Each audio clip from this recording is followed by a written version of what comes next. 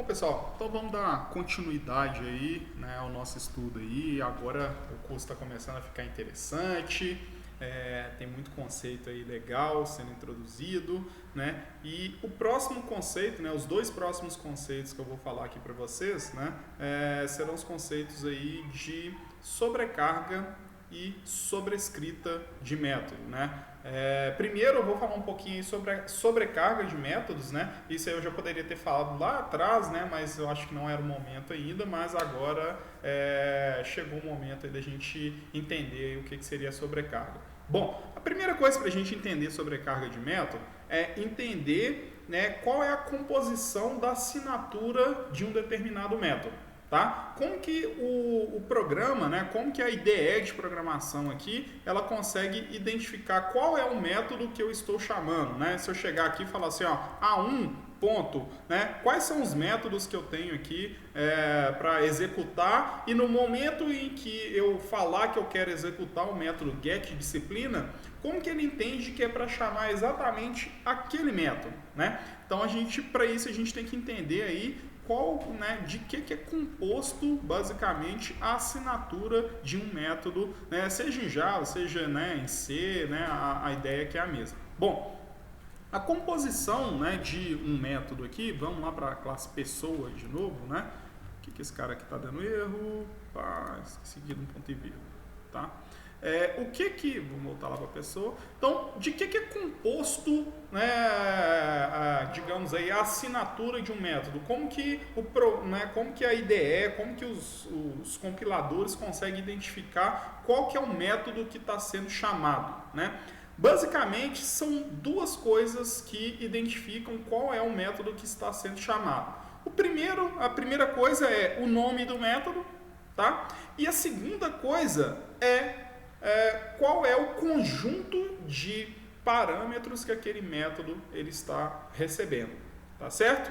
Ah, professor, e o tipo de retorno? O tipo de retorno não consegue identificar qual que é o método? Não, porque não necessariamente a gente precisa, né, de utilizar aquele tipo de retorno, né? Quando o compilador, né, quando o sistema operacional vai chamar o método, né, vai interpretar o que eu tenho que fazer, ele não precisa de entender qual é o retorno que aquele método está fornecendo, não. Mas sim, falar assim, ó, o que eu tenho que fazer. E para ele saber o que ele tem que fazer, ele tem que falar assim, ó, qual é o método e qual é o conjunto de parâmetros que eu estou passando, né? Além desse conjunto de parâmetros, qual é o tipo de cada um dos parâmetros que está sendo passado ali, tá certo? E aí o seguinte, né? Por que isso é importante? Porque eu poderia ter aqui, ó, no caso de pessoa, né? A gente tem esse construtor aqui, né? Que para construir uma pessoa eu tenho que falar qual que é o CPF da pessoa, né? Só que eu poderia ter um outro cara aqui, ó, que fosse isso aqui, ó, public pessoa. E além do CPF, né, CPF aqui, eu vou querer também fornecer nome. Perfeito? Então, olha só. Com isso, a gente tem o seguinte, né? A gente tem dois construtores para essa classe aqui. E aí o cara pode chamar tanto esse construtor quanto esse construtor aqui, né? E aí como que eu vou identificar qual é o construtor que eu estou utilizando? Através, né, dos parâmetros que tem aqui, ó. Se eu chamar lá a minha função new pessoa passando só o CPF, ele vai chamar esse construtor. Se eu chamar lá o construtor passando o CPF e o nome, ele vai chamar esse construtor daqui, tá certo? Então, além, né, do nome do método, né, no caso aqui é o construtor, eu tenho aí o conjunto de parâmetros que vai identificar qual é o método que está sendo utilizado. E aí o seguinte, quando a gente tem mais de um método com o mesmo nome em uma determinada classe, a gente está falando que a gente está fazendo uma sobrecarga de métodos, ok? Então aqui eu tenho uma sobrecarga do construtor da classe pessoa, né? Então, nesse construtor aqui de baixo, a gente ia fazer o quê? This.cpf, CPF recebe lá o CPF, né? E this.nome recebe quem? Nome.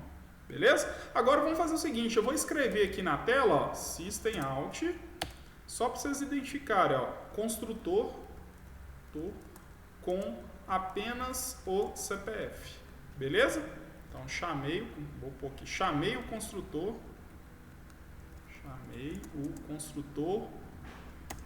que recebe apenas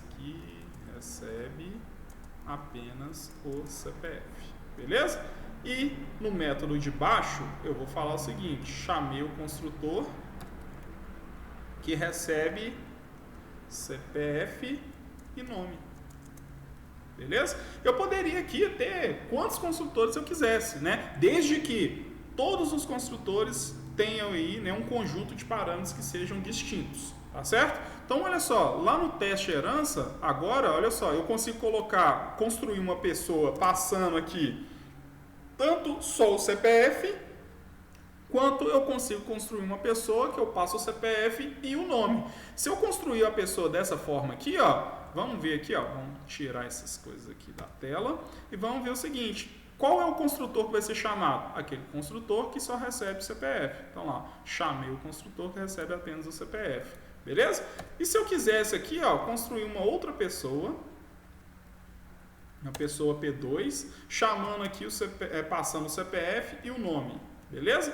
Olha só, agora ele vai falar o seguinte, chamei o construtor que recebe o CPF e o nome, perfeito? Então, olha só, o nome dessa pessoa aqui de cima, ó, systemout, né, p1.getNome, ele vai ficar o quê? Vai ser o quê? Null, né? A gente não atribuiu valor nenhum para ele, ele é um objeto, o objeto está nulo lá, tá certo? E o nome desse carinha aqui de baixo, né, que vai ser o P2, vai ser Rafael. Vamos ver?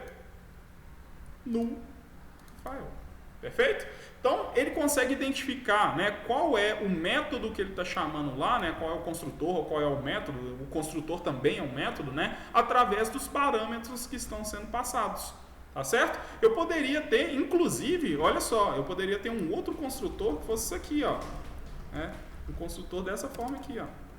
Ele receberia não um string CPF, mas um int CPF, tá? Então, não é a quantidade de parâmetros, é a quantidade com o tipo de parâmetro, né? Então, por exemplo, né, se eu faço dessa forma aqui, ó, é como se eu estivesse passando um CPF que fosse só um conjunto de números lá, né? Chamei, que você recebe CPF, aí eu vou colocar aqui inteiro, vou botar em maiúsculo aqui, inteiro, e nome, né? Então o CPF, agora eu vou pegar o valor inteiro e converter para uma string, né? Como que eu faço isso? String.value, string, né?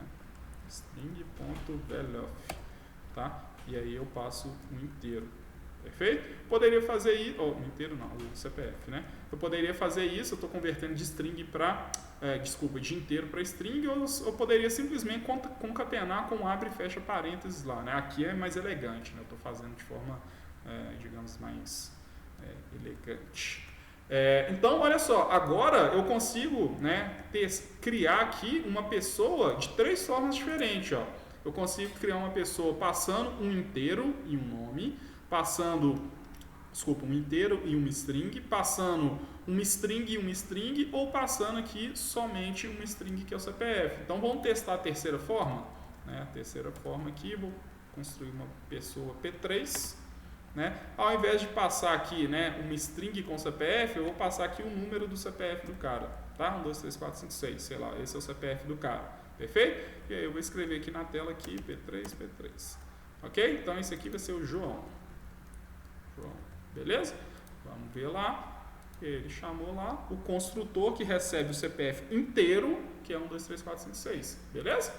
Bom, então essa é a ideia de sobrecarga de método, ok?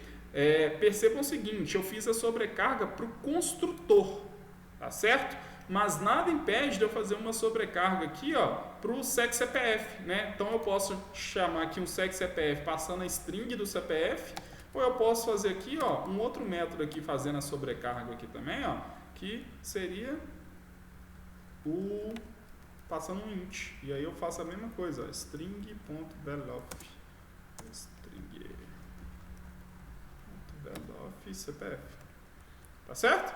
Então aqui eu posso, né, eu tenho aqui uma sobrecarga aqui do método SecCPF. Eu posso chamar lá o SecCPF passando tanto um string quanto um inteiro.